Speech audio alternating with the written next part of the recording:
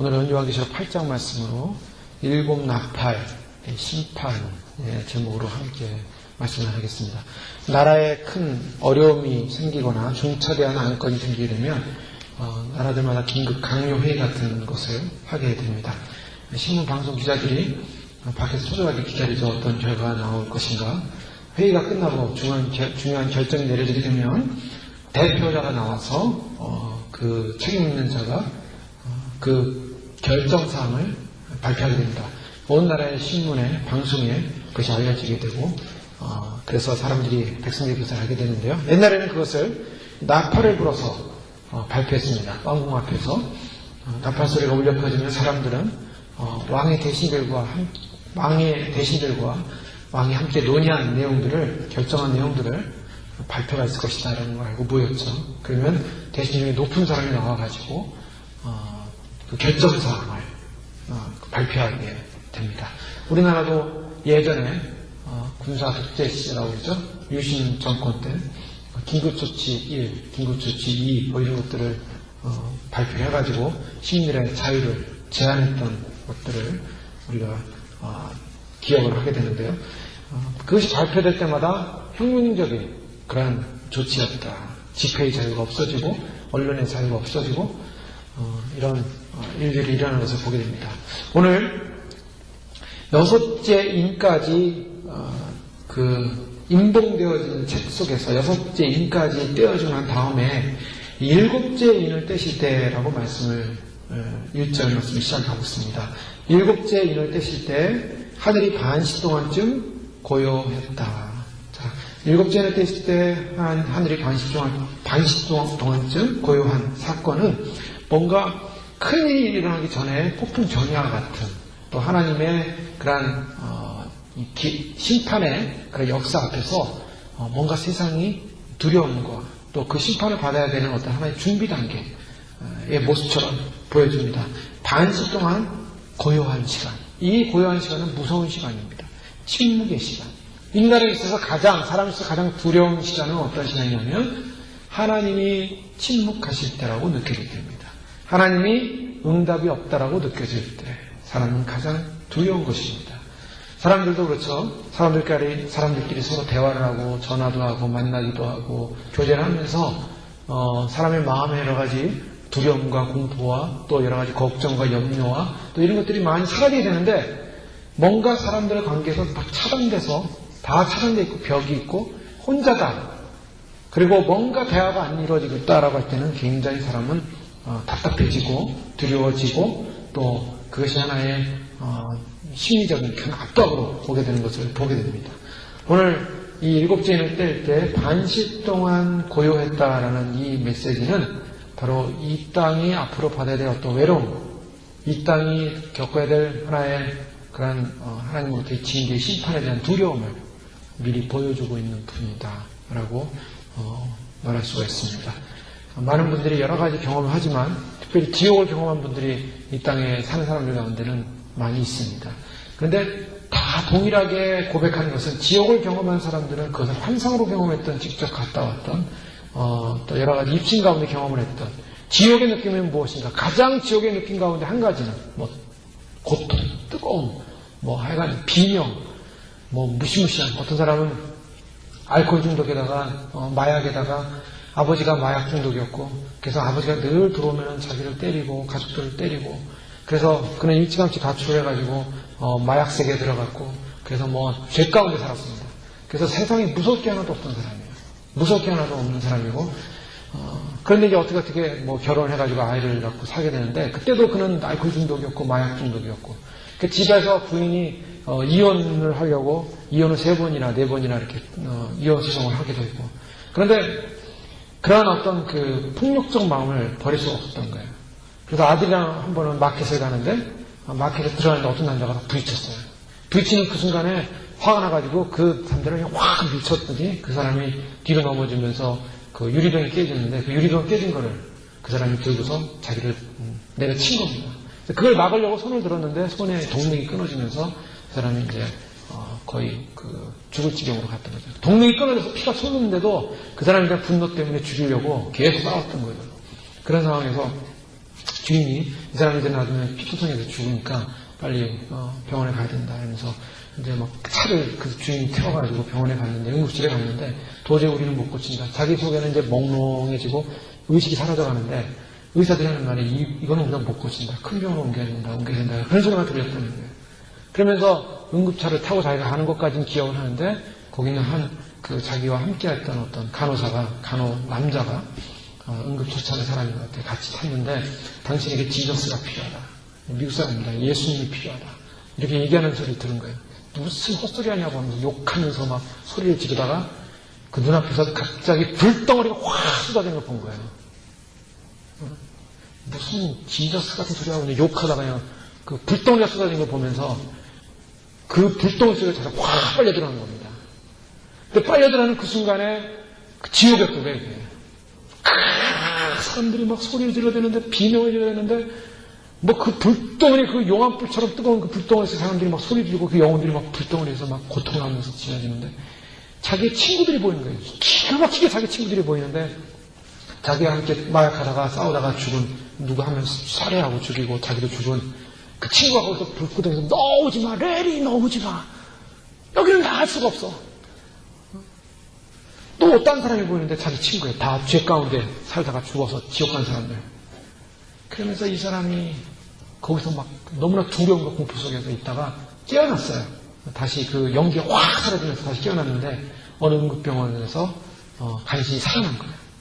그러면서 두려움에 떨어가지고 자기가 그 냄새, 그 유황불과 같은 냄새, 사람이 소리치고 소리치는 그 끔찍한 냄새, 소리들, 두려움에 눈이 뚱그렇게 떠가지고 두려워하니까 부인이 왜 그러냐.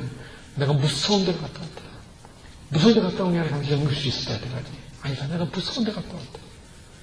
그래가지고 그것이 교회다니기 전이 없고 하나님 알기도 전이 없고 단지 제가 죽어가는 그 순간에 지저스가 필요하다는 그 얘기를 듣고 욕을 하다가 지옥을 경험한 거예요. 그래서 그 사람이 회개했어요. 회심했어요. 그래서 목회자가 돼가지고 간증하는 내용을 제가 들었는데요. 그러면서 그가 하는 말이 그 불구덩이에서 소리 지르는 사람들에게 느껴지는 느낌이 자기에 그대로 왔다는 거예요. 그 고통의 느낌이. 그 고통의 느낌이 와가지고 막 두려움에 떨면서 지옥이 정말 현존하는 거예요. 그런데 그 사람들 마음속에 무슨 마음이 있었냐면 외로움. 언젠가 조영기 목사님이 한번 설교할 때 그런 얘기 하더라고요. 제가 한 번은 큰 지옥 같은 걸 경험을 하게 되는데 자신이 그 지옥 같은 걸 경험할 때 가장 무서웠던 게 뭐냐면 외로움이었다는 거예요. 외로움, 고독. 그러니까 지옥은 뭐냐? 지옥은 실제로 실존하는 세계고 들어가면은 고통 가운데 절망 가운데 뭐 지옥마다 뭐 불구덩이 있고 유황불 있고 무적행이 있고 뭐 방마다 다 다르겠죠. 그러나 가장 무서운 것은 인간이 혼자 독립돼서 막혀있는 자기 혼자만의 고독과 고통 속에서 부르짖는 그 고독, 그 절망감, 그것이 그 지옥 안에 가득 찼다는 것입니다. 오늘 성경에서 7째 나팔장이 떨어질 때 반시 동안 고요했다. 무슨 마치 그런 고요한 그 순간은 무서운 순간이고 두려운 순간이고 뭔가 앞으로 있는 미래에 대한 불안감과 두려움을 초조함을 나타내는 그런 하나님의 심판전 시간이라고 볼 수가 있습니다. 6째 인이 떼어지는 과정에서 인봉을 뗄 때마다 말탄자가 등장했죠. 흰 말탄자, 붉은 말탄자, 검은 말탄자, 청한색 말탄자들이 등장해서 그들은 그 믿는 사람들을 현혹하고 세상에 전쟁을 일으키고 피를 가져오고 죽음을 가져오고 하는 이러한 재앙과 심판들이 있습니다. 특별히 흰말탄자는 두 얼굴의 모습이었는데요. 적그리스도로 나타나는 흰말탄자. 예수님은 어떤 말을 탔냐면 100마를 탔다라고 성경 말씀하고 있어요. 그런데 첫째 인에 나오는 말탄자는 흰말을 탔다. 이 다릅니다. 용어가. 해석의 용어가 다릅니다. 그러니까 100마가 아닌 흰말인데 예수님처럼 비스무리하게 나타난 자를 말이에요. 그리고 그에게 권세가 있고 칼이 있고 그리고 전쟁을 일으키고 그래서 이 두 얼굴의 모습으로 인류의 평화의 사슴처럼 흰맛 타고 나타났지만은 실제로는 기독교를 박해하고 많은 순교자의 피를 흘리게 하는 그리스도인, 기독교를 주창하는 적그리스도의 상징입니다. 한국에서 지난주에 반기독교 시민운동연합이라고 한국에는 반기련이라고 것이 오래전부터 있었는데요. 반기독교 시민연합운동이에요. 그러니까 기독교를 반대한다. 각 나라마다 이 운동이 일어나고 있는데 지금 전 세계에 일어나고 있습니다. 특히 유럽 같은 경우는 이미 일어난 지 오래됐고 영국 같은 경우도 일어난 지 오래됐어요. 예수를 믿는다고 하면 그 사람은 증오하는 거예요. 그냥 미워하는 거예요. 기독교이다, 크리스찬이라면 그냥 미워합니다. 증오합니다. 이게 전 세계에 나타나는 현상 중에 하나예요. 미국도 마찬가지예요. 근데 한국에도 그런 반기련이라는 단체가 세워져서 시내버스에다가 광고를 이렇게 버스 전면에다 광고를 붙였는데 그건 뭐냐면 반기독교 광고를 붙인 것입니다. 나는 자신의 창조물을 심판한다는 신을 상상할 수가 없다라는 아인슈타인의 말을 인용해서 기독교의 신은 인정할 수 없다라는 것입니다. 그러면서 한국에 4개 노선의 8대 설치하면서 신년을 누비고 광고를 하기 시작했는데요. 기독교 단체에서 굉장히 우려를 하고 있죠. 그래서 어떻게 저런 반기독교 단체의 운동이 일어나고 기독교 하나님을 저렇게 모독하는 그러한 광고들을 낼 수 있을까 해서 기독교 연합에서 그것을 많이 버스 노선 회사 주인한테 여러 가지 항의도 하고 그러는데요. 이것은 항의가 소용이 없습니다. 전 세계적으로 뭐냐면 기독교인들을 핍박하는 분위기로 가고 있어요. 예. 앞으로 보시죠. 이제 미국도 마찬가지고 영국의 어떤 한 크리스찬은 교회 다닌다는 이유 때문에 아이들이 막 직장으로 폭행하고 예수 믿는다는 이유로 때리고 반기독교적인 운동이 전 세계적으로 일어나고 있어요. 그건 뭐냐? 사탄의 전략이라는 거예요. 마지막 때 사단은 누가 최고의 적이냐? 바로 기독교인이에요. 이 세상은 그냥 세상이 돌아가는 것 같지만 이 세상은 사단이 세상을 장악하고서 결국 기독교인, 믿는 자들을 핍박하고자 하는 목적을 갖고 있다는 거예요. 그래서 성경을 통해서 그 분명히 나타납니다. 지금은 악이 겉으로 드러나 보이지 않고 굉장히 선한 것처럼 가장돼서 빛으로 가장돼서 나타나서 몰라 보이지만 실제로 그 실체는 믿는 자들을 대적하고 믿는 자들을 분노하고 믿는 자들을 장악하려는 사단의 음모라는 겁니다. 그래서 전 세계에 이제 세계적 평화를 외치면서 나타난 지도자가 평화를 외치지만은 실제로는 기독교를 반대하고 기독교인들을 죽이고자 하는 그런 반기독교적인 사탄의 하수인이라는 거죠. 우리는 그것을 분명히 알고 있습니다. 온 세상이 반기독교화 되면서 세상을 사탄화하려는 인류가 저지르는 위선의 가면, 이것이 바로 사단의 전략이죠. 미국도 마찬가지입니다. 미국도 아무리 청교도 정신으로 시작을 했지만 지금은 미국이라는 나라 자체가 이 하나님을 버리고 있습니다. 그래서 하나님이 이 나라를 심판하겠다고 계속 경고를 줘왔어요. 이미 오래전부터.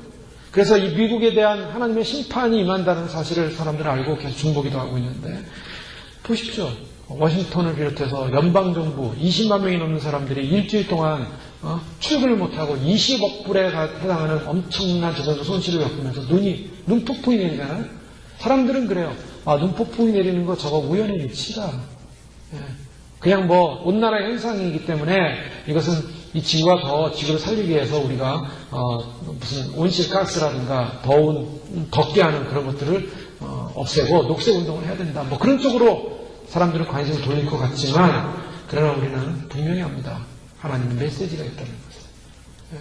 그래서 남부 6개 죄, 지난주에 남부 6개 죄 또 눈폭풍이 왔죠. 그래서 이상기후, 도저히 미국에서 일어나지 않는 이상기후 현상이 일어나고 있다. 하나님은 IT라는 섬, IT라는 작은 가난한 나라, 또 미국이라는 최대 강대 국가, 하나님이 자연을 조금만 움직여도 인간들은 아무것도 할 수 없어요. 인간들은 그만큼 무능력해요. 세계를 주관하고 세계를 통치한다는 미국이라는 이 정가의 핵심부에 눈을 갖다가 한 30cm만 내려도요, 사람들은 통제불능, 아무것도 못하는 거예요. 움직이지 못하는 거예요. 지금 전 세계는 어떻게 보면은 이 하나님이 심판하기 직전에 침묵과 같은 그런 영적인 시간을 갖고 있는지도 모르겠습니다. 지금 저 중동 문제만 해도 이란이 지난주에는 우라늄을 3.5%에서 20%로 올리겠다. 라고 얘기하면서 그 20%로 우라늄 농축을 올린다는 것은 핵폭탄을 제거할 수 있는 능력을 갖추는 것으로 미국이 굉장히 그 반발을 하고 있죠. 11월에 이슬람 혁명 31주년을 맞이하면서 이란은 이슬람 혁명의 이슬람주의자들의 최고 앞에서 이스라엘을 없애겠다라고 표현한 나라 중에 하나입니다. 이스라엘과 중동의 평화 문제, 이것은 지금도 미국의 최고의 최첨단의 정치 문제예요. 그런데 성경에서는 이미 그와 같은 이스라엘을 중심으로 하는 전쟁과 평화의 조약, 이 상황은 이미 예언되어 있는 것입니다. 인간들의 세상은 음모와 배신으로 가득 차 있고 인간들의 죄로 인해서 하나님이 심판할 수밖에 없는 것이다 라는 것이 성경의 메시지인 것입니다. 이를 떼시면서 이제 일곱째인이 떼어질 때 일곱째인은 큰 내용을 담고 있어요. 그 큰 내용은 바로 일곱 나팔이라는 재앙의 내용을 담고 있습니다. 저희가 인을 떼는 작업을 이렇게 쭉 보면서 느낄 수 있는 것이 뭡니까? 세상에 인이 떼어질 때마다 세상이 더 좋아지고 평화로운 나라, 또 살기 좋은 나라로 가지 않고 점점점 하나님의 심판의 강도가 강해지고 있다는 것입니다. 네, 그것을 우리가 발견할 수 있습니다. 점점 세상이 인을 뗄수록 좋아져야 되는데 더 좋아지지 않고 더 심판을 받게 된다는 것이죠. 아직 왜냐? 세상이 완전히 심판이 끝나지 않았기 때문입니다. 자, 의사가 어떤 중병에 걸린 사람을 수술을 하는데 그 수술하기 위해서 수술 부위까지 그 수술해야 될 그 위치까지 찾아 들어가는 과정에서 어떻게 합니까? 수술 시간은 그 부위에 찾아가서 수술하는 수술 시간은 그리 얼마 되지 않을 수도 있어요. 왜냐하면 들어가는 과정이 좀 복잡합니다. 들어가면서 이것도 제거하고 저것도 제거하고 혈관도 묶어야 되고 혈관도 지져야 되고 그러면서 큰 석션 해가면서 계속 들어가지 않습니까? 신경을 갖다가 건들지 않는 상황에서 계속 수술 부위까지 들어가는 과정이 있죠. 계속 피는 나오고 계속 잘라대고 그러면서 들어갑니다. 수술 부위까지. 그다음에 수술 부위까지 딱 왔어요. 이제 진짜 수술을 해야 됩니다. 이 수술하는 그 수술 부위를 바라보면서 의사가 한번 마음을 쉬는 거예요. 왜요? 이제 진짜 본격적인 수술을 해야 돼요. 그동안은 이제 수술하기 위해서 거기에 접근해 오는 과정. 보통 접근하는데도 한두 시간 걸리지 않습니까? 팔 하나 수술하는데도 제가 팔 수술할 때 옆에서 들어보니까 이 뼈까지 들어가는데 1시간 반 걸리더라고요. 그래서 거기서 드릴로 뚫고 뭐 하고 한 30분 걸리고 그러면서 덮어버려요. 그러니까 이미 떼어지면서 하나님께서 이 중병에 걸린 인간들의 죄악된 세상을 수술하기 위해서 수술 작업을 시작하는데 이미 떼어질수록 완전히 이미 회복된 것이 아니라 그 회복된 것이 아니라 이제는 일곱째 인째 일곱 나팔을 통해서 하나님께서 대수술을 하시려고 하는 것입니다. 그러기 위해서 잠깐 쉬시는 모습이다라고 저희가 볼 수가 있습니다. 지금까지 인간이 쏟아진 수많은 문제들, 전쟁과 기근과 지진과 질병 등의 문제들, 이것이 인간의 가장 치명적인 문제는 아니었다는 것이죠. 이제 침묵의 시간이 끝나고 이제 하나님의 심판의 일곱 나팔이 불려지게 될 텐데요. 2절에 보니까 내가 보면 하나님 앞에 시위한 일곱 천사가 있어 일곱 나팔을 받았더라. 하나님 앞에 시위한 일곱 천사, 아마도 이 일곱 천사는 굉장히 권세가 있는 천사될 것입니다. 일곱 나팔을 받고 서 있습니다, 지금. 일곱 나팔. 그 일곱 나팔의 순서대로 이제 불게 되어 있는 거죠. 그런데 그 일곱 나팔이 불려지기 전에 어떤 현상이 벌어지냐면 3절과 4절과 5절에 보니까 또 다른 천사가 나타납니다. 천사가 나타나는데요. 천사가 와서 제단 곁에 서서 금향로를 가지고 많은 향을 받았으니 이는 모든 성도의 기도들과 합하여 보좌 금단에 드리고자 함이라. 나팔이 불려지기 전에 금향로에 의해서 금향로를 가지고 많은 향을 받은 천사들이 성도의 기도들과 합하여 보좌 금단에 드리는 사건이 벌어집니다. 향연이 성도의 기도와 함께 천사의 손으로부터 하나님 앞으로 올라가는지라. 지금 금 대접에다가 향을 받아가지고 향을 받았다는 것은 유대인들이 그 성전 안에서 향을 피우면서 기도를 했는데요. 그것은 강력한 기도를 말하고 있습니다. 하나님 앞에 드려지는 상납되기 위한 강력한 기도의 표현을 말하고 있어요. 그 향의 기도를 남아가지고 금대접에 담아서 천사들이 바로 금단에다가 쏟게 되는데 그때 향과 함께 성도들이 기도가 쏟아집니다. 자, 여기서 일곱째 나팔을 불기 위해서 일곱 천사들이 쫙 예비를 하고 시위를 하고 있는데 이런 상황에서 지금 성도들의 기도가 하나님의 그 제단 앞에 드려지고 있다는 것입니다. 무엇을 상징합니까? 이 일곱 나팔 심판이라고 하는 것은 결국 성도들의 기도에 의한 응답이다라는 것을 저희가 알 수 있다는 것입니다. 성도들이 무슨 기도를 했는가? 자, 심판이라는 것. 하나님께서 이 땅을 심판한다는 것은 그냥 심판하는 것이 아니라 하나님은 하나님의 백성과 하나님의 사람들과 대화를 하십니다. 하나님의 사람들과 하나님은 그 심판을 혼자 하시는 분이 아니라 하나님의 사람들의 의견을 듣고 하나님의 사람들의 기도를 참작하십니다. 예. 초반에 많은 사람들이 예수님 믿게 되면 주로 많이 기도하는 게 뭡니까? 주님 축복해 주세요. 주님 도와주세요. 또 주님 죄를 용서해 주세요. 뭐 이런 기도 많이 하겠죠. 그런데 점점점 그 성장할수록 기도의 내용이 어떠집니까? 기도의 내용이 이제는 나를 축복해달라는 나의 중심의 기도에서 이제는 다른 사람들, 주변의 이웃들, 그다음에 국가와 나라와 민족과 역사를 주관하시는 하나님 앞에 기도의 폭이 넓어집니다. 그래서 하나님 나라가 이 땅에 임하게 해달라라고 기도하기 시작하죠.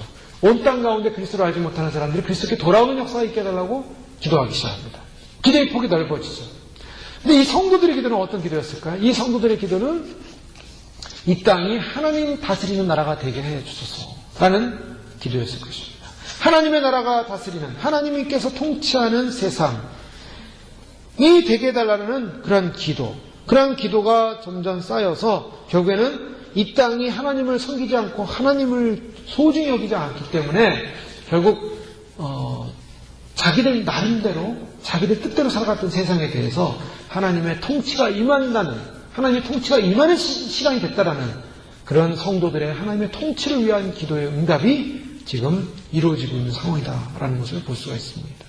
성도들의 기도, 많은 사람들, 많은 성도의 기도와 함께 천사의 손으로부터 하나님 앞에서 올라가니까 천사가 향로를 가지고 단위에 불을 담아다가 땅에 쏟음에 내성과 음성과 번개와 큰 지진이 나더라.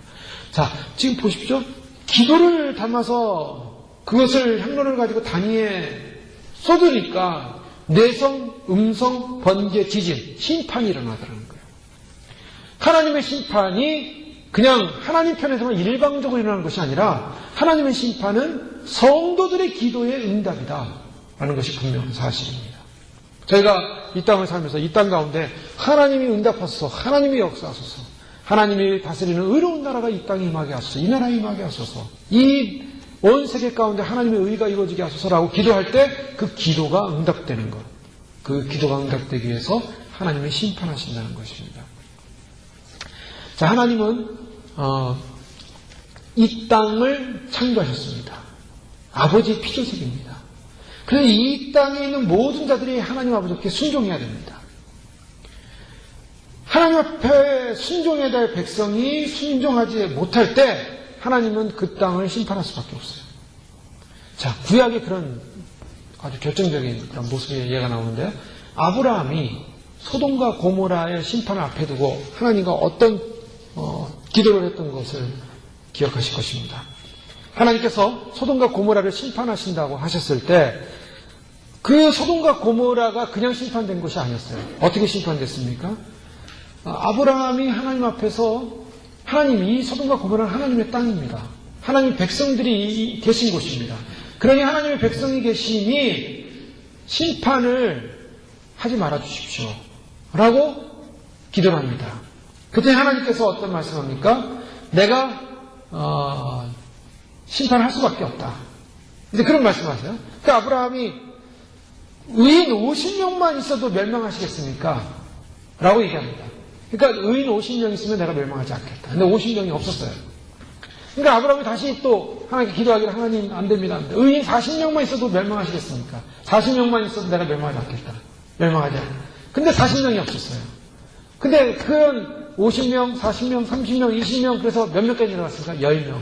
의인 10명이 있어도 이 소돔과 고모라를 심판하시겠습니까? 그랬더니 의인 10명만 있어도 내가 심판하지 않겠다. 그런데 실제로 소돔과 고모라 땅에는 의인 10명이 없었습니다. 10명이 없었어요. 소돔과 고모라가 망하는데 하나님께 심판, 불심판을 받아서 망하게 되는데 그 망하게 될 때 의로운 사람이라고는 롯밖에 없었어요. 롯밖에 없었고 롯의 가족만을 구원하고 나머지는 다 죽었다는 거예요. 자, 하나님이 심판하는 과정에서 하나님은 아브라함의 기도와 대화를 하십니다. 아브라함이 하나님 앞에 하나님 의인 50명이라도 멸하시겠습니까? 40명, 30명, 20명 화내지 마십시오. 분노하지 마십시오. 하나님 10명이라도 멸하시겠습니까? 그렇게 얘기하는 과정 속에 하나님이 그 인내를 가지고 참으십니다. 그리고 대화를 하세요. 그런데 결국에는 어떻게 됐습니까? 소돔과 고모라는 멸망할 수밖에 없었어요. 자, 아브라함은 중보를 했습니다. 하나님이 이 땅, 이 인류가 심판을 당하는 것, 이거 하나님 멈추시면 안 되겠습니까? 심판을 하지 마시고 구원하소서. 그런데 하나님께서는 인류가 하나님 말씀 앞에 살지 못하고 하나님 죄로 인해서 하나님을 떠났기 때문에 결국 그 의로운 백성, 하나님을 섬기는 백성을 기다리지만 그들이 돌아오지 않기 때문에 하나님은 그 돌아오지 않은 백성을 향해서 심판할 수밖에 없다는 것입니다. 우리의 기도가 세상에 대한 하나님의 의로운 심판을 중지시키지는 못할 것입니다. 분명한 것은 마지막은 하나님의 심판이 예비되어 있다는 것입니다. 이것은 인간이 정한 게 아니에요. 하나님의 결정이에요. 그런데 중요한 것은 이러한 심판 앞에서 하나님 의로운 백성을 구원하소서. 기도할 필요가 있는 것이죠. 자, 하나님의 심판은 예정되어 있습니다. 우리 요한계시록 말씀을 통해서 앞으로 올 어마어마한 상상을 초월하는 심판이 앞으로 올 거라는 사실을 우리는 미리 보고 있다고 말씀드렸습니다. 재앙의 목록, 이 재앙의 목록도 요한계시록은 재앙의 목록이에요. 앞으로 인류가 당할. 이 재앙의 목록 앞에 인류는 어떻게 됩니까? 회개해야 한다는 것입니다. 회개하지 않으면 멸망합니다. 이것이 이 마지막 재앙의 목록이 주는 메시지예요.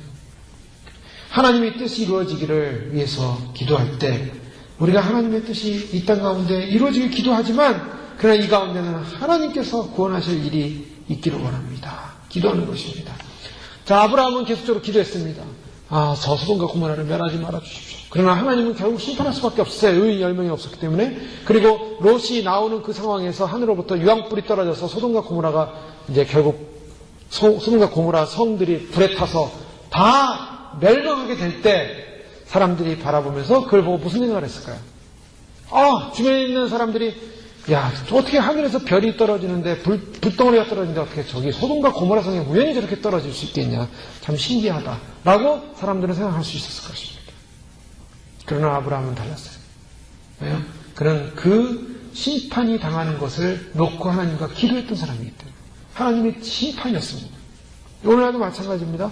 오늘날도 기도하는 사람은 어떤 사람들입니까? 영적으로 깨어있는 사람들은 어떤 사람들입니까? 이 세상에 하나님의 심판이 온다는 사실을 알고 깨어서 기도하고 있습니다. 알고 있어요. 앞으로 올 심판에 대해서. 그래서 사람들에게 외치고 알리고 준비하고 그래서 그 심판에 들어가지 말라고 그렇게 경고합니다. 그럼에도 불구하고 사람들은 그 심판에 대해서 관심이 없어요. 자기 뜻대로 살아갑니다. 하나님을 경외하지도 않습니다. 하나님을 섬긴다고 하지만 잘못된 하나님을 믿고 있습니다. 예수님을 믿는다고 하지만 그들은 질대로 예수님을 믿지 않아요. 저희가 사도신경의 고백을 보면 저희로서 산자와 죽은 자를 심판하러 오시리라. 본디오 필라도의 고난을 받아 십자가 못 박혀 돌아가시고 하나님 보좌 우편에 앉아 계시다가 저로서 산자와 죽은 자를 심판하러 오시리라 라고 사도들이 만들어놓은 신경 속에는 분명히 예수님의 저희로서 산자와 죽은 자의 심판을 외치고 있어요. 그리고 사람들이 예배 시간마다 그걸 외웠습니다. 저희 교회도 예전에는 사도신경을 처음 고백하고 이제 예배를 드렸었는데요. 처음 오신 분들이 사도신경 잘 몰라가지고 생략을 하는데 여러분 그동안 신앙생활하면서 사도신경을 얼마나 많이 고백했겠습니까? 저로서 산자와 죽은 자를 심판하러 오시리라 라고 그들은 외웠지만 어떤 사건이 일어났습니까? 예수님이 산자와 죽은 자를 심판하러 오신다고 합니다라고 했을 때 믿어지지가 않는 거예요. 그럼 뭘 말하냐? 신앙이라는 것이 이론과 믿음은 차이가 있다는 것입니다. 요즘 저희가 요한복음의 생명상을 통해서 발견하는 것이 무엇입니까? 바리새인들이 그들이 하나님의 말씀을 알고 있었고 율법을 알고 있었지만 그런 하나님의 기적의 역사 앞에서 그들은 믿어지지가 않는 거예요. 하나님이 소경되었던 자가 눈을 뜨고 나서 어떻게 하나님의 사람인데 하나님께서 응답하셨는데 당신들은 왜 하나님의 사람이 기도했던 그 응답의 결과에 대해서 믿지 않습니까? 인정하지 않습니까? 당신들이 그런 죄인이라면 응답받을 수 없다라고 가르치지 않았습니까? 라고 성경이 반문을 하면서 그들의 어리석음을 지적합니다.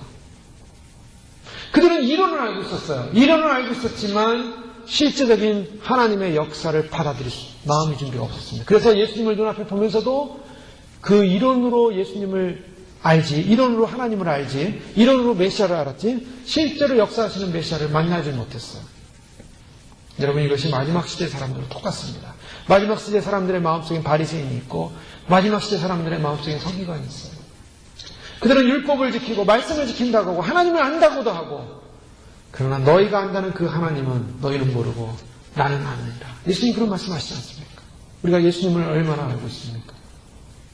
예수님에 대해서 안다고 하는데 실제로 예수님에 대해서 알고 있는 지식만큼도 믿음을 갖지 못해요. 기도하는 사람에게는 미리 보고 있고 그것을 믿고 있는 사람들에게는 이것이 우연일치가 있을 수가 없습니다. 이 나라를, 미국을 위해서 기도하는 많은 사람들은 지금 미국 땅에 일어나는 여러 가지 자연적인 상황들을 그냥 우연일치로 보지 않습니다. 하나님의 경고의 메시지로 봐요. 하나님은요, 계속 경고하십니다. 경고하시다가 이제 시간이 되면은 그때는 경고하지 않으세요. 이제 심판을 쏟아 부으십니다. 하나님을 믿지 않는 사람들의 특징은 무엇입니까? 이 세상에 있는 것들이 영원한 것으로 생각합니다. 네? 땅은 영원히 불변할 것이다라고 생각을 합니다. 바다도 언제나 그대로 있을 것이고 하늘도 있을 것이라고 생각을 하고 살아가고 있습니다. 별들도 변함없이 저 별들은 움직이지 않고 그대로 그 자리에 있을 것이다 라고 생각합니다. 그래서 이 세상에 있는 것들, 가치관들, 세상의 것들을 의지하며 살아갑니다. 그리고 그것을 의지하면 안정되게 살 수 있을 것이라고 생각을 합니다. 그런데요, 하나님을 믿는 백성들은 어떤 삶을 사냐면 보이지 않는 것을 믿고 살아갑니다. 보이지 않는 것을 바라보며 살아갑니다. 그렇기 때문에 믿는 사람들의 삶은 이 세상의 것을 의지하지 않고 보이지 않는 영적인 가치를 의지하며 살기 때문에 어떻게 보면 세상 사람들이 보면 또 믿는 사람들의 삶의 모습을 보면 좀 불안정하게 느낄 수도 있습니다. 왜냐? 눈에 보이는 가치를 의지하지 않기 때문이죠. 그런데 오늘 이 일곱째 나팔을 통해서 하나님이 알려주시는 것은 인간들이 그동안 의지했던 것들, 의지의 대상들, 전혀 불변할 것이라고 생각하고 그 불변하는 세상에서 그 불변하는 세상을 의지하고 살았던 그런 모든 의지들을 뒤흔들어 놓을 것이라는 것입니다. 그래서 이제 나팔을 불기 시작하십니다.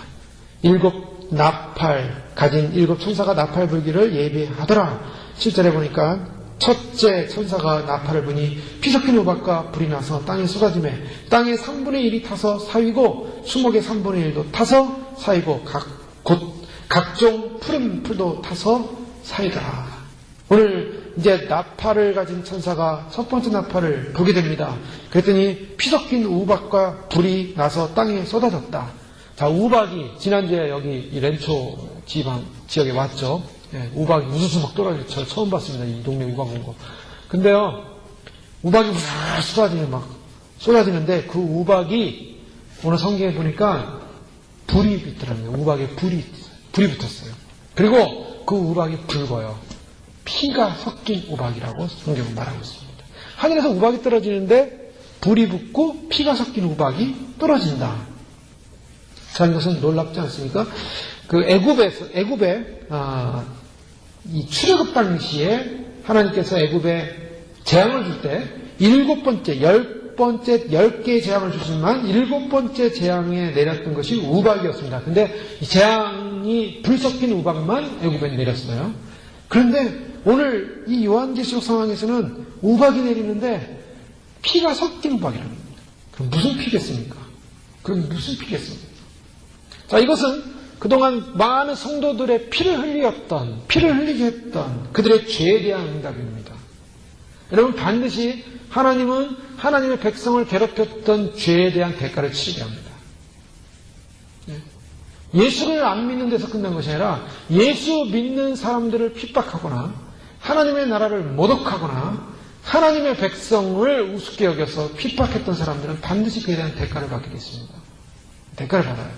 오늘 피가 섞인 우박은 뭐냐? 바로 수많은 순교자들의 피, 믿는 자들의 성도를 피를 쏟게 했던 그 피에 대한 대가로 그들 머리 위에 우박으로 피를 넣어서 쏟아 부으시겠다는 것입니다.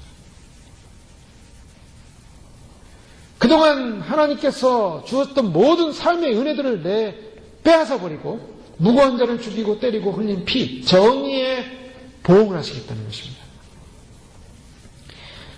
하나님이 주신 이 땅 가운데 복을 주신 복들을 거두어 간다는 의미고 이 세상의 질병이 더욱 퍼지고 농사는 더욱 힘들어지고 장사도 어려워서 먹고 살기 힘들어지는 이 땅의 우박이 떨어져서 3분의 1을 해하게 되는 그러한 심판을 하시겠다는 것입니다.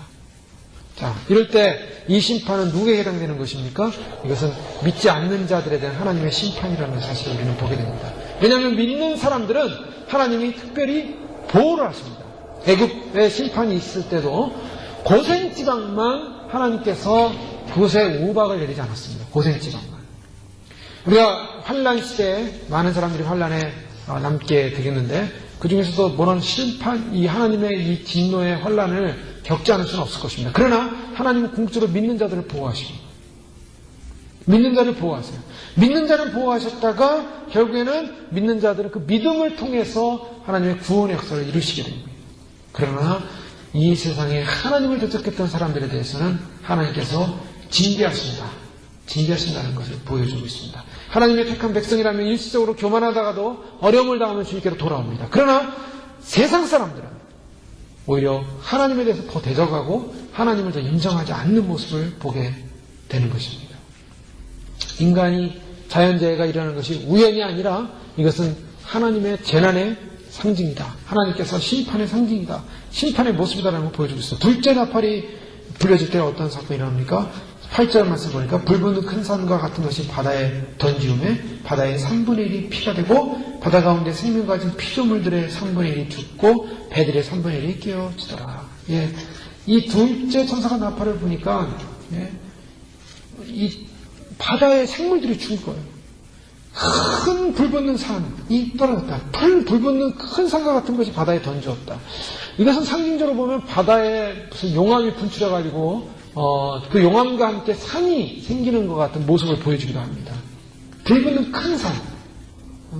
바다에 막 용암이 막 터져 나오잖아요. 그런 것처럼. 그래서 생물들의 반을 3분의 1을 죽일 수 있는 그러한 사건들. 우리는 지금 이 말씀이 과연 어떻게 실행될지는 정확히 알기 좀 어렵습니다. 그러나 이 상징적 의미가 담긴 의미들을 통해서 우리는 하나님의 심판이 이렇게 임할 것이다. 자연재해를 통해서 임할 것이다 라는 걸 우리는 이해할 수 있게 되는 것이죠. 사단의 목적은 무엇입니까? 사단의 목적은요, 이 세상에 하나님을 믿는 사람들을 못 믿게 하고 무시하고 충동질하고 백성을 교회 밖으로 내쫓는 것이 사단의 목적입니다. 마가복음 5장 7절에 보면 예수님께서 거라사인 땅에 갔을 때 마귀들, 군대 귀신들은 마귀가 하는 말이 뭡니까? 나와 당신이 무슨 상관입니까? 예. 이 마귀는요, 이 세상 속에서 자기들이 장악하는 세상을 누리길 원해요. 근데 하나님의 백성이나 하나님의 사람이 들어오는 것을 거절합니다. 예. 막 한국에서도 보면은 막 노는 학생들 있지 않습니까? 노는 학생들이 예를 들면 막 논다 이거야. 뭐 만화방에서 놀 수도 있고, 뭐 무슨 노래방에서 당구장에서 놀 수도 있고, 막 노는데 학생들 막 잔뜩 노는데 양복 입은 선생님 같은 한 어른이 딱 와가지고요, 딱 가만히 있어 보십시오. 그러면 학생들이 불편할 겁니다. 왜요? 저 사람 양복 입은 저 어른이 왜 애들 노는데 왔을까? 우리 잡아가려고 온 학생 주인만인가? 하여간 무서울 거예요. 그래서 불편해하는 거죠. 세상에서는요, 마귀가요, 자기 뜻대로 자기 멋대로 막 살아가는 걸 좋아합니다. 그런데 예수 믿는 사람, 하나님 믿는 사람, 하나님의 백성이 있는 것 자체가 불편한 거예요. 하나님을 믿는 백성이 있고 교회가 있으면 마음껏 죄를 못 짓기 때문입니다. 자꾸 제한을 받아요. 하나님이라는 존재를 인식하지 않으면 내 맘대로 살 텐데 뭐 하나님이라는 존재가 자꾸 있어가지고 나를 자꾸 이렇게 죄를 지려고 하면 끌어당기고 죄를 지면 심판받는다 그러고 죄를 지면 지옥 간다 그러고 죄를 지면 뭐 한다 그러고 자꾸 괴롭혀요. 양심을 괴롭혀요. 이 하나님이라는 분이. 그러니까 마귀가 맘대로 살고 싶고 맘대로 자기 뜻대로 살고 싶은데 그렇게 못하게 하는 겁니다. 하나님은 실제 바다이든 땅이든 인간들을 의지하면서 하나님을 의지하는 모든 것들에 대해서 심판하신다. 네, 세상 속에 이 바다라는 세상, 바다에 던졌다는 건 실제 바다가 될 수도 있습니다. 자연재앙이 올 수 있어요. 그러나 바다는 이 세상을 상징하기도 해요. 이 세상 속에 자기 멋대로 세상을 장악하고 살고 싶었던 이러한 사단과 마귀의 세력들에 대해서 하나님은 심판할 수밖에 없다. 라는 것을 보여주고 있습니다. 셋째 천사가 나팔을 부니 그다음에 어떻게 됩니까? 물의 근원이 오염이 됩니다. 애굽 당시만 해도 10개의 재앙 가운데 샘물은 보호를 받았어요. 그래서 두루샘이나 우물을 파서 물을 길러서 그들이 먹었고 생존했는데 오늘 말씀해 보니까 셋째 천사가 나팔을 부니 횃불이 타는 큰 별이 하늘에서 떨어졌는데 강들의 3분의 1과 여러 물샘에 떨어지니 이 별의 이름은 쑥과 같이 아주 쓰고 아주 해를 끼치는 그런 이름인데 물들의 3분의 1이 쑥이 되매 그 물들이 쓰게 됨을 인하여 많은 사람이 죽더라. 자연재해. 오늘날도 물들은 많이 오염되어 있죠. 한국도 보니까 한국도 물들이 식수 부족 국가가 된다고 말하고 있지 않습니까? 이 세상이 다 식수가 부족해요. 그래서 물 전쟁이 앞으로 일어날 것이다.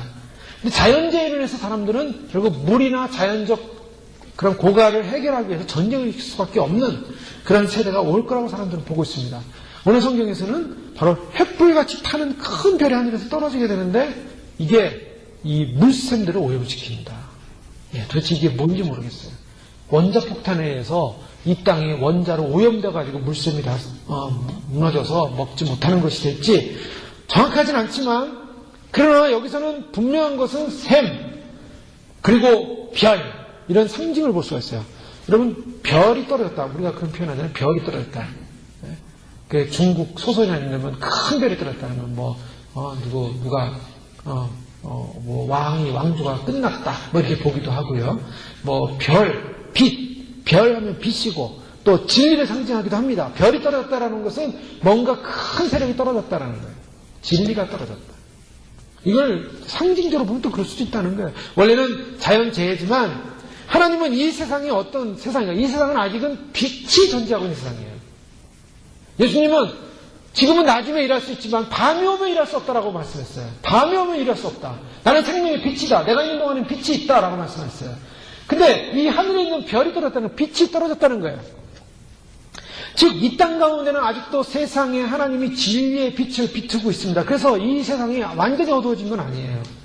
그러나 환란기가 되면 이제 예수 믿는 사람들이 휴거가 일어나고 이 땅 가운데 정말 이 남은 자녀 환란기 동안에 간신히 믿음을 지켜서 순교대 순교 백성 외에 이 세상은 어둠의 세상입니다.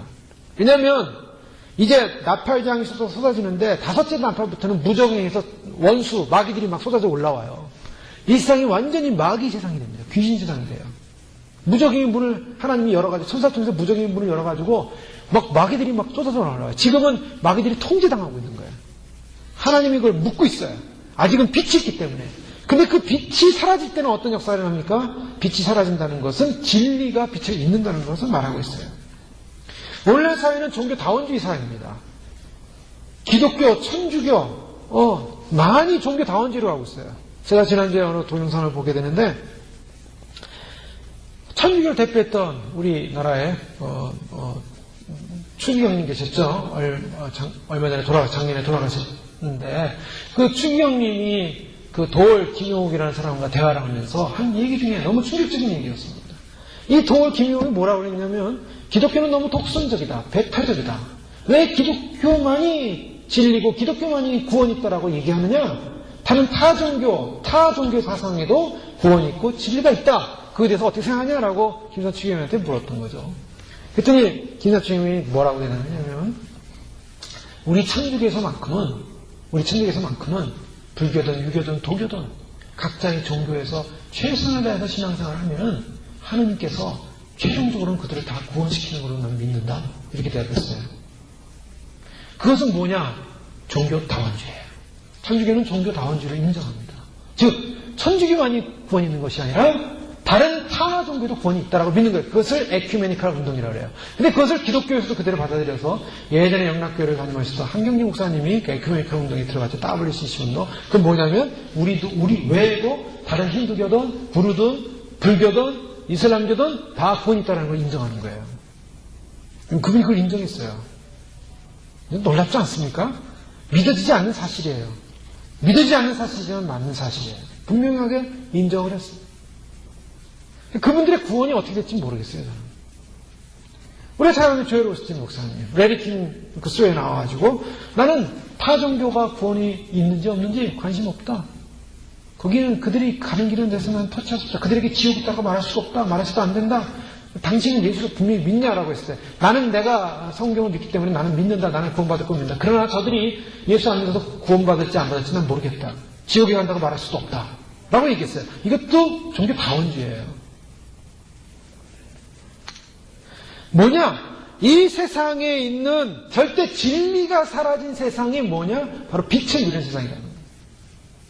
그래서 하나님께서 그걸 상징적으로 보여주는 거다. 하늘에 있는 별들이 떨어지게 하고 태양이 빛을 잃게 합니다. 이제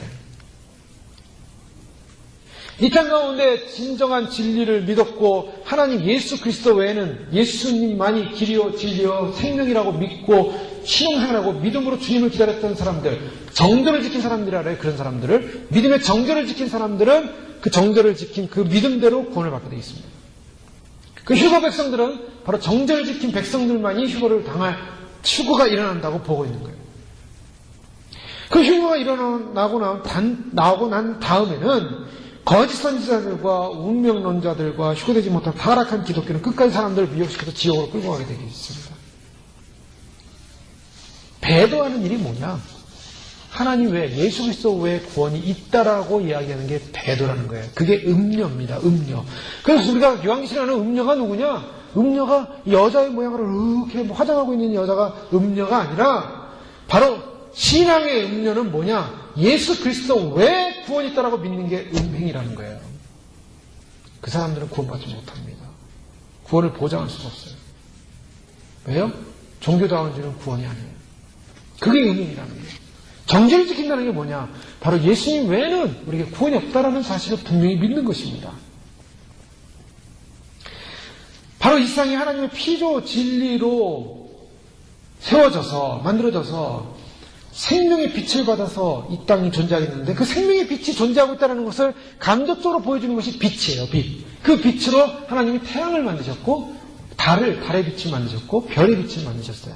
그런데 오늘 성경 말씀에 보니까 이런 하나님이 상징적으로 진리가 비치고 있다는 이 빛들이 사라진다는 것이에요. 12절에 보니까 넷째 천사가 나팔을 부니 해 3분의 1과 달 3분의 1과 별들의 3분의 1이 침을 받아 그 3분의 1이 어두워지나 낮 3분의 1은 비춤이 없고 밤도 그러하리라. 네, 이제 점점 비춤이 없어집니다. 진리의 빛이 사라지게 되면 어떻게 됩니까? 생명의 빛이 사라지게 되면 생명들은 생존하기가 어려워요. 여러분 태양의 빛이 3분의 1이 줄은다면 농사가 되죠. 생명이 살아날 수가 없습니다.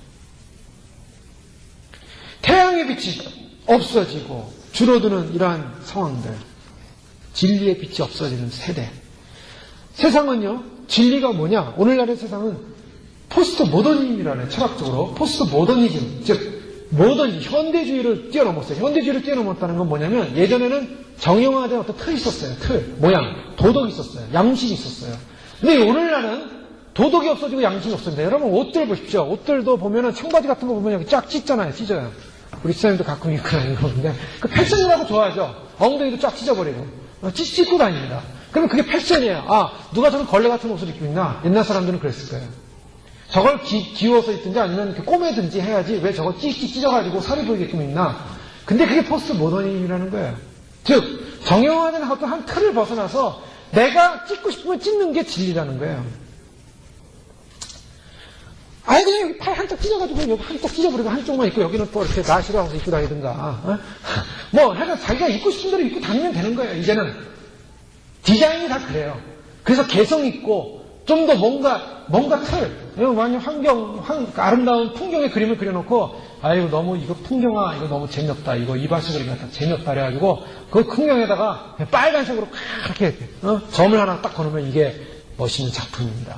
예를 들면은 그렇게 작가가 그렇게 만들어 놓으면 그거는 작품이 진리가 되는 겁니다. 그게 포스트 모더니즘 상대주의라는 거예요. 진리가 없어져 버렸습니다. 진리가 없어진 사회. 그런데 그 진리가 진리되는 것은 논리예요. 이거는 보기에 너무 지루해가지고 여기다가 포인트를 준 겁니다. 라고 딱 해버리면 그게 진리가 되는 거예요. 내가 이렇게 정형화된 옷을 입고 다니니까 너무 이게 지루하니까 쫙 찢어가지고 여기다 구멍 하나 뻥 내놓고 이게 진리입니다. 나가면 그게 진리가 되는 거예요. 그게 바로 사탄릭하고 데모나이즈 됐다는 거예요. 귀신화 된다는 겁니다. 이 세상이. 좋은 게 아니에요. 진리 문제는 뭐냐? 논리성에 두고 있어요. 즉 이것이 논리적으로 맞으면 진리라는 거예요. 그러니 사람들이 뭘 합니까? 무슨 문제가 윤리 문제가 생기잖아요. 요즘. 인간 복제 가능하냐 안 가능하냐. 자, 이거 인간 복제 가능합니까 안 가능합니까? 도덕적으로 안 돼요. 그런데 논리적으로 가능해요. 자, 사람의 질병을 고치기 위해서 인간의 복제가 장기를 복제해가지고 사람이 질병을 고친다. 아, 그거 좋은 일이다. 그래서 논리가 맞으면 진리도 통합니다. 법이 통과되는 거예요. 666, 짐승표, 베리칩, 이거를 넣어야지 된다. 이걸 안 넣으면 안 된다. 이거 넣어야 된다. 사람을 통제하는 것이다. 이건 사람을 통제하는 거기 때문에 이거는 잘못된 것이다. 사람들은 논리를 피지만, 그러나 이것을 넣음으로 말미암아 병도 치료할 수 있고, 병도 간시할 수 있고, 또 사람들도 테러 분자도 잡을 수 있고, 그렇기 때문에 가능한 것입니다. 라고 하면 논리가 맞기 때문에 진리가 되어버리는 거예요. 그게 법이 되는 것입니다. 이미 사탄은 그 오래전부터 그런 작업을 해왔던 거예요. 포스트 모던이라는 어떠한 현대 사조를 통해서 사람들로 하여금 점점 정형화된 틀을 벗어나서 이제는 논리성만 맞으면 다 진리가 되는 세상이 되어버렸어요. 그래서 사단이 결국에는 인간들로 하여금 사람들로 하여금 논리가 진리라고 생각해서 거기에 순종하게끔 만들어버렸습니다. 사단의 교묘한 논리 방식으로 세상의 진리를 상대화시켰기 때문에 하나님 말씀의 절대 진리를 사람들이 믿지 않는다는 거예요. 오늘날은. 중요한 건 뭔지 아세요? 신앙이란 논리가 아니라 믿음입니다.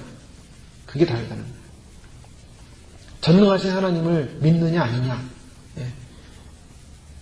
절대 진리가 무너진 이 포스트 모더니즘의 시대, 뉴 에이지의 시대, 사단이 만들어온 정신의 세계 가짜입니다. 전부. 성경만이 분명한 진리인 거예요. 그들은 생명을 모방하고 하나님을 모방하고 사단은 자기 세상을 구축하기 위해서 사단의 논리를 가지고 사람들을 속여왔어요. 그동안. 어둠의 영으로 결국 이 땅의 사람들은 진리를 보지 못하고 희미한 인생의 마지막 심판의 길을 결국 걷게 되어 있습니다. 그러니까 이 세상이 그냥 우리가 볼 때 이 세상은 참 잘 나가는 것이고 이 세상은 정말 아무 문제가 없고 이 세상은 정말 인간이 살기에 좋은 세상이 돼가는 것 같이 보이지만 실제는 사단이 원하는 세상으로 가고 있다는 거예요. 기계가 발달하고 컴퓨터가 발달하고 로봇가 발달하고 이제 사람들을 다 통제할 수 있는 시스템이 발달해가는 거 인간이 살기 좋아지는 세상같이 보이지만 실제로는 사단이 이 세상을 다 장악하려는 사단의 음모라는 것입니다. 인간이 하나님을 놓쳐버리기 시작할 때 인간에게 줬던 은총은 사라지고 하나님의 보호하심도 사라지고 하나님의 자연의 은총도 사라지고 점점 사라집니다. 그리고 결국에는 오늘 시전제 말씀 보니까 내가 또 보고 들으니 공중에 날아가는 독수리가 큰 소리로 이르되 땅에 거하는 자들에게 화가 있으리로다. 앞으로 5째, 6째, 7째 나팔이 쏟아지는 이 나머지 3개의 나팔이 화라는 거예요. 화. 이제 마귀가 사단이 무정에서 나와서 더 극악하게 사람들을 다스리고 사람들을 힘들게 할 것입니다. 자, 왜 화냐? 이 땅이 죽었기 때문입니다. 누가복음 10장 30절에 예수님께서 마지막에 진멸한 제자들에게 뭐라고 하냐면 죽음이 있는 곳에 독수리가 모이느니라. 독수리가 나타났어요. 독수리가. 죽음이 있기 때문에. 즉 세상은 죽어있다는 거예요. 죽어있다는 건 뭡니까? 하나님 말씀이 선포돼도 거기에 대한 아무런 반응과 느낌이 없는 거 죽어있는 거예요. 이미 죽은 자들은 하나님의 말씀에 대해서 반응할 수가 없어요. 심판이 계속될수록 죽어있는 영혼들은요, 이기심이 극도에 달하고 인간들은 더 죄를 짓게 돼 있습니다. 환란이 더 급해지고 심해져요. 우리 가만히 보십시오. 우리가 좋을 때는 다 좋지만 우리의 몸이 아픈다든가 환경이 나빠진다든가 조건이 나빠지면요, 우리의 마음은 왠지 모르게 강팍해져요. 왠지 모르게 원망이 일어나요. 왠지 모르게 불만이 일어나요. 세상 사람들이 잘 살 때는 뭐 하나님도 좋은 분이고 뭐 부처도 좋은 분, 다 좋은 분이다 그러는데 자기 삶에 어려움이 오고 힘들게 오면 다 원망이 일어나더라는 거예요. 원망. 그게 인간 안에 있는 죄성이에요. 자꾸 인간은 이런 심판을 당할수록 하나님 앞에 겸손해져야 되고 하나님 앞에 무릎 꿇어야 되고 하나님이 나를 다스리는 것이구나, 하나님께로 더 가까이 가라는 하나님의 음성이구나 하고 하나님의 음성을 깨달아야 되는데 점점 마음이 강팍해지는 거예요. 이게 죽어있는 것입니다. 이 세상 사람들이 하나님의 심판이 계속될수록 하나님께로 가까이 가지 않고 오히려 음행을 행하고 오히려 우상을 숭배하고 오히려 점성술을 찾아가고 운명론자 찾아가고 오히려 음행을 행하더라라는 거예요. 더 타락하는 거예요. 사람들이. 하나님은 이런 심판이 임할 것을 경고하시고 알려주고 계십니다. 빛을 잃고 빛이 사라지고 희망이 사라지고 소망이 사라지는 세상. 여러분, 이러한 앞으로의 환란을 우리가 미리 보면서 우리는 믿음으로 주님 앞에 절대 진리를 부여잡고 나가는 그런 신앙이 필요합니다. 바로 그런 절대신앙을 붙잡는 자만이 신부예요. 그런 절대신앙을 붙잡을 때 우리한테 어려움이 올 수가 있습니다. 고난도 올 수 있어요. 그런데 그 고난이라는 것은 우리가 주님을 더 붙잡을 수 있는 도구가 돼야지, 그것이 주님을 떠나는 도구가 된다는 건 저주입니다. 주님을 더 붙잡고 의지하고 믿음으로 나아가야 됩니다. 이제 앞으로 올 이 인류의 가운데 있는 어마어마한 심판 앞에 인간들은 전부 다 강팍해질 수밖에 없어요. 더 교만해지고 더 오만해지고 더 하나님을 원망하고 더 하나님을 대적하고 더 짐승같이 변해버려요. 드려야 되는 것은 하나님의 말씀을 믿음으로 반응하지 않는 강팍한 우리들의 마음, 심령, 이것이 변화되어야 된다는 것. 예굽의 10개 재앙이 왜 10번째 재앙이 오고 맨 마지막 장자를 데려가는 재앙까지 올 때까지 바로가 재앙을 당했습니까? 예굽이 왜 재앙을 당했습니까? 마음이 강팍해졌기 때문이에요. 재앙을 당하면 당할수록 마음이 강팍해져요. 그 백성을 내놓으라는데 내놓지가 않습니다. 하나님의 종들이 심판을 외치고 하나님의 말씀을 통해서 우리가 하나님 말씀을 드려야 한다라고 외치지만은 인간의 마음은 교만하고 인간의 마음은 강팍하기 때문에 하나님 말씀을 받아들이지 못하고 인정하지 못하고 주님의 오심을 소망한다고 하지만은 우리는 너무나 이기적이어서 그 소망함에도 조건을 달아야 되고, 주님은 우리에게 진정으로 우리의 마음을 강팍하게 하면 안 되고, 우리의 마음을 녹이고 우리의 마음을 낮추고 주님이 주시는 모든 상황 환경 가운데서 하나님의 성령님의 사랑과 대화와 희생과 섬김과 또 아름다운 믿음으로 주님을 사랑하고, 이 앞으로 올 엄청난 환란을 누가 기뻐하겠습니까?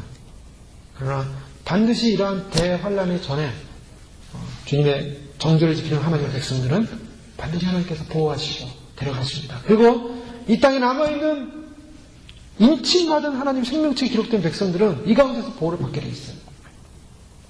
중요한 것은 우리가 세상 사람들처럼 이 세상의 진리의 빛이 일어가는 세대 속에 믿음을 잃어버리지 않고 끝까지 주님을 신뢰하고 하나님을 의지하고 참으로 주님 떠나지 않는 믿음과 신앙을 통해서 마지막 순간에 주님께 끌어올림을 당하는 그러한 위대한 믿음의 승리가 되시길 주님으로 축원합니다. 기도하겠습니다. 말씀과 감사하게 기도하겠습니다. 이 시간 기도할 때 일곱 나팔을 통하여 주님이 알려주신 것은 이 땅 가운데 주님이 참으로 인간들의 교만과 하나님을 숨기지 않음으로 인해 생기는 그런 심판의 징계가 있다는 사실을 알려주신 것입니다. 우리가 이런 때에 영적으로 깨어서 주님의 심판을 당하지 않고 참으로 주님 믿음을 지키고 이 성경화 되고 진리가 사라지고 세상에 빛을 잃어가고 어둠 가운데 있는 이 세계 속에서 끝까지 주님의 믿음과 소망을 잃지 않고 믿음을 하나님 주님에 대한 정절과 믿음을 지키는 그런 신앙을 승리하게 달라고 주님 오실 때 주님을 맞이하는 신앙의 승리가 일어나기를 함께 기도하겠습니다. 같이 기도합니다. 할렐루야. 하나님 아버지 감사합니다. 주님께서 오늘 이 시간을 불러주시고 하나님 나라와 영광을 위해서 아버지 말씀하시니 감사합니다. 하나님 참으로 어둠과 죽음의 시대 가운데 아버지 하나님 우리가 참으로 주님 이 세상이 어둡고 이 세상이 참으로 죽을 수밖에 없는 그러한 세상 속에 살고 있을 이때 아버지 하나님 우리가 영적으로 깨어나게 하시고 말씀으로 깨어나게 하시고 하나님의 지혜의 영광 가운데 깨어나게 하시고 하나님의 생명의 은혜 가운데 깨어나게 하시고 하나님의 복음의 은혜 가운데 깨어나게 하여 주시고 그래서 아버지 하나님 참으로 주신 모실 때 아버지 하나님 주님이 오늘날 이 시대 가운데 말씀하시는 메시지의 음성을 듣게 하여 주시고 주의 음성을 아버지 하나님 듣게 하여 주셔서 우리가 영적으로 잠자는 영혼들이 아니라 아버지 영적으로 깨어있는 영혼들 아버지 상대화되고 아버지 하나님 다원화되고 아버지 하나님 하나님을 인정하지 않는 아버지 하나님 그러한 세계 속에서 아버지 하나님이여 참으로 주님 우리는 우리의 구원이 예수 그리스도 외에는 없음을 인정하고 믿음으로 주 앞에 나아갈 수 있는 저희의 시간이 되시도록 도와주옵소서. 아버지 하나님 끝까지 주님을 신뢰하게 하시고 우리의 신령과 영혼이 주님을 향해 달려나갈 수 있도록 축복하여 주시옵소서. 주님이 베푸신 구원의 은혜와 은총을 놓쳐버리지 않게 하시고 우리가 끝까지 믿고 끝까지 의지하고 끝까지 주님의 약속을 신뢰하는 그러한 언약의 참으로 언약을 이어받은 백성으로서 주님 오시는 그날에 주님 맞이하기 위하여 이 마지막 때 이 말 대심판의 예고와 주님의 그러한 재앙의 계시들을 통하여서 주님 우리가 영적으로 더 준비하고 이 시대가 빛을 잃어가고 진리의 빛을 찾지 못하는 세대 가운데 진리의 빛을 증거하며 주님 오실 때까지 저희가 믿음 안에서 승리하는 저희의 삶이 될 수 있도록 축복하여 주옵소서. 예수님의 이름으로 감사하며 기도를 드립니다. 아멘.